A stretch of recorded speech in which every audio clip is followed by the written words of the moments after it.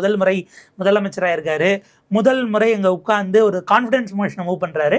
Confidence மோஷனில் அவர் கொஞ்சம் confident இல்லாத மாதிரி அவருடைய டெலிவரி இருந்தாலும் கூட மேபி அவர் இன்னும் பழகி க்ரூம் ஆனார்னா அது நாளடைவில் தான் நமக்கு தெரியும். அந்த பதட்டத்தினால இந்த பக்கம் உதயநிதி ஸ்டாலினுடைய விஷயங்கள் இன்றைக்கி அவர் பேசினதாகட்டும் எல்லாம் ஓரளவுக்கு மெட்டிகுலஸாக ஒர்க் பண்ணதாக இருந்தது. ஒரு அந்த டெலிவரி அப்படிங்கிறது டெலிவரி பண்ணியிருந்தமேனு ஒரு பரிதவிப்பில் இருந்த மாதிரி முதலமைச்சருடைய இது இருந்தது. இந்த பக்கம் ஸ்பான்டேனியஸாக பல விஷயங்கள் பேச முடிஞ்சது. நீங்கள் எடப்பாடி பழனிசாமி அவர்கள் ஸ்பான்டேனியஸாக, ஏன்னா உதயநிதி ஸ்டாலின் கூவத்துறை குறிப்பிட்டதும் அது அவர் பேசி முடிச்சதும் எழுந்து இவர் இன்டரப்ட் பண்ணி அவர் தன்னுடைய ஸ்டாண்ட் அங்கே பதிவு பண்ணுறாரு. யார்? எடப்பாடி பழனிசாமி. முதலமைச்சருக்கு அந்த ஒரு தயக்கம் இருந்தாலும் கூட ஓவரால் இது சிறந்ததாக நம்ம பார்க்கணும். இதில் என்னென்னா, இந்த ரத்தன் பண்ணிட்டு எதற்காக நீங்கள் உள்ளே கொண்டு வந்தீங்கிற மிக முக்கியமான கேள்வி இருக்குது. உங்களுக்கு அவர் சரியான முறையில் ஒரு நல்ல கைடன்ஸ் கொடுத்துருந்துருக்கலாம். அதற்காக அவரை கொண்டு வந்து அரசு பதவியில் officer on special duty to chief minister politically அப்படிங்கிற இடம், பொலிட்டிக்கல் ஆலோசகரை நீங்கள் அவர் உட்கார வைப்பீங்களா? அது எந்த அளவுக்கு சரியானதுங்கிற கேள்வியை தான் எல்லோரும் எழுப்பியிருந்தாங்க. இன்றைக்கு வழக்கு ஒன்று சென்னை உயர்நீதிமன்றத்தில் போச்சு.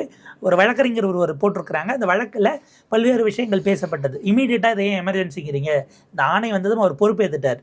அரசில் நீங்கள் ஒரு பதவியை உருவாக்குறீங்கன்னா அந்த உருவாக்குவதற்கென்று சில விதிமுறைகள் இருக்குது.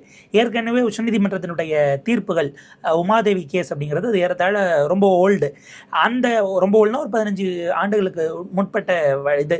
ஒரு எப்படி நீங்கள் பணி இடங்களில், அரசு பணி இடங்களில் எப்படி ஒரு வேக்கன்சியை க்ரியேட் பண்ணுறதுல எப்படி ஃபில் பண்ணுறீங்க, ரெக்ரூட்மெண்ட் ப்ராசஸ்ஸு. இப்போ இதுக்கு ஈக்குவலண்ட்டாக ஆளே இருக்க மாட்டாங்களா?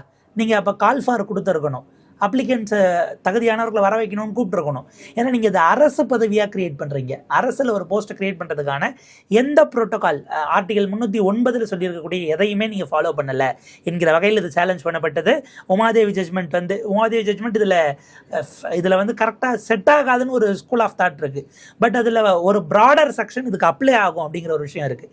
இந்த தீர்ப்பு அப்படிங்கிறதும் ஆர்டிகல் 309 உட்பட்ட இந்த 2 விஷயத்துலையும் இந்த ஜட்மெண்ட்டே சிக்கலாக அதுக்கு இது அந்த 2 தீர்ப்பையும் பின்பற்றி இந்த அப்பாயின்மெண்ட் இல்லைன்னு சேலஞ்ச் பண்ணுறாங்க நீதிபதிகள். சரி, அரசு இன்னைக்கு தான் நம்பிக்கை கோரும் தீர்மானத்துக்கு போது அவங்க அதை தப்பிக்கிறாங்க அப்படின்னா நான் அதுக்கப்புறம் அவங்ககிட்ட என்ன கருத்துன்னு கேட்கலாம்.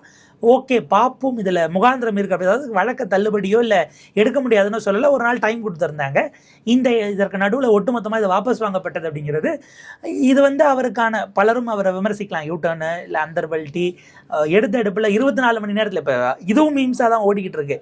விஜய் சார் ஜெயிப்பார்னெல்லாம் கணிச்ச ஜோசியர் தான் ஒரு நாள் முதல்வர் சங்கர் காலையிலேருந்து அந்த மீம் போய்கிட்டு இருக்கு. ஒரு நாள் அரசியல் ஆலோசகராக இருப்போம்னு இவர் கணிக்காமல் விட்டுட்டாரா?